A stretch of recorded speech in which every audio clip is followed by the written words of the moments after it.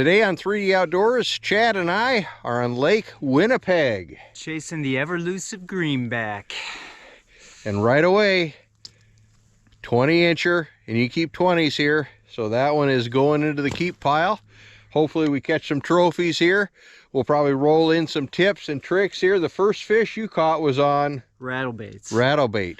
It would be real nice if we could keep that up all weekend. Yeah, so there's tip number one. You don't just have to use spoons, you can use rattlebaits.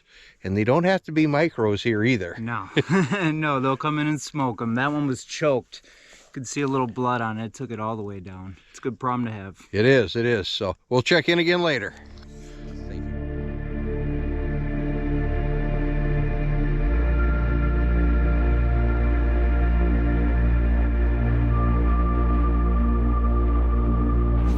All right, Lake Winnipeg, Canada. As you've seen in the intro, Chad and I were on a trip to Lake Winnipeg, Canada. Now you're seeing us catch some awesome walleyes in Canada. And let me tell you, Lake Winnipeg is a whole nother sport. It is absolutely amazing. You know, I'm from the Midwest, so we have some good fishing around here. We can catch perch and bluegill and catfish and walleye. But you see us down here downsizing to lighter weight rods, watching those tips, seeing if you get a little nibble or not most of the time. And it's more of a finickier bite, not as near as aggressive as what you would really like to see.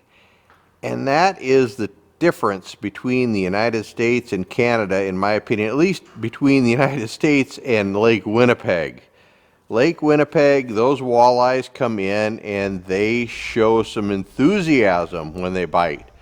Let me tell you, they hit it. You see them coming in the live, it's exciting. You're watching them on that live scope come in, and then they just drill it. Now you need some specialized gear up there. You have to go with some heavier rods, heavier line. We're running mono line, at least that's what I have on in these videos. And you're gonna say, well, how come you aren't using like a braid or a fire line or something like that? In Canada, you have to be barbless. And I've seen other videos where they're running fire line and things like that, and they're like, oh, you need to hook up right away with them and have a firm set, and then you just have a little leader on there. The thing is, if those fish run at you, they're going to create slack. That hook's going to come out. Now with a mono, it stretches. It's like a shock absorber. So you can get some flex out of that, and that hook doesn't come out as easy. So that's a tip for you right there. And it works great. Remember to crimp down your barbs. There's a hefty fine for not doing that. What we're using for bait are larger spoons and some larger rattle baits. This is actually a little bit smaller than some of them we use, but these are mug shot rattle baits. We have mug shot spoons, which you'll probably see in the video when we hoist the fish out of the holes there. And the way he hit it. We got the privilege to talk to the owner of the company. We stopped into our favorite bait shop. The lure went up and he just in Lake Winnipeg, right and just gobbled it. Smoking fish when we were there. And this is, again, not a paid advertisement or anything like that. I just want to promote a great business when I can.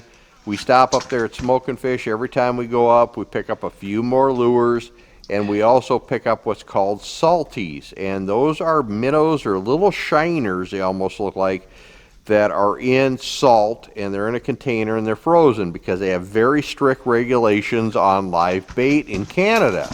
You can get live bait if you get a specific license and do it a specific way, but these salties have just always worked great. So we stop in Smoking Fish, pick up our bait, pick up a few more lures.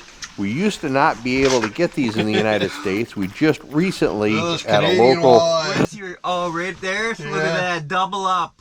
Dan, come get me. I need help. I got one too. Yeah, both at one time. That's awesome. So, yes. Nice. Oh, man.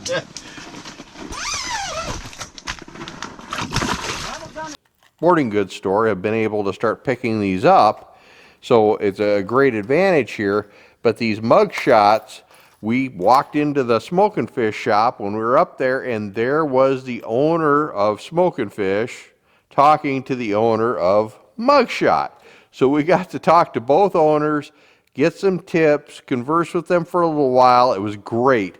So if you get a chance to stop up in Winnipeg and fish, stop by Smoke and Fish, pick up your bait, pick up your lures. Obviously, promote the local businesses a little bit. I always like to do that when you go to a place because that keeps those locals going like that. And then this mugshot company, the owner was super nice. Sat and talked to him for a little bit. It was great. And we've had great luck with those lures out there. So we'll just keep rolling in some more fishing footage from up there. But as you see, they are aggressive, and it's a blast to watch the live scope video of those fish coming in. You will probably see another set of videos from Winnipeg coming. You've seen the one where we drove on the ice with the UTVs. That was this trip going in. So I did a separate video of that. This fishing footage from this. And quite probably, if you're watching this on the date of release, we are probably making the 8-hour drive to Lake Winnipeg as you're watching this video. We have another trip scheduled. Chad and I are heading up there. I love it so much. We canceled our last local ice fishing trip that we had planned together. So, you know what? We're just going to save it for Canada. We enjoy going up to Lake Winnipeg so much. You got a larger drill because those holes, it's so cold, they actually start freezing shut. The ice was 38 inches thick when we were there last time, and that was probably 3 weeks ago, a month ago, so it's probably 40-some inches thick now.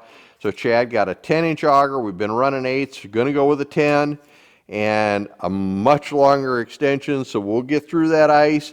We'll hopefully get what they call some master class walleyes. I think those they classify 28 inches or longer. So we're hoping to get some monsters. The biggest ones that we've gotten these past couple trips, Chad got a 26 on this trip here. He got a 26 in a trip that he went on solo where I wasn't able to go due to work. We may actually be sitting on the ice right now catching some walleyes. So we hope that we have a master class during this trip. This is Dan with 3D Outdoors reminding you to get into the outdoors and enjoy everything it has to offer. If you like this video, make sure to hit the subscribe button down below. Hit that bell so you're notified when new videos pop up, and you always follow us over at 3D-outdoors.com.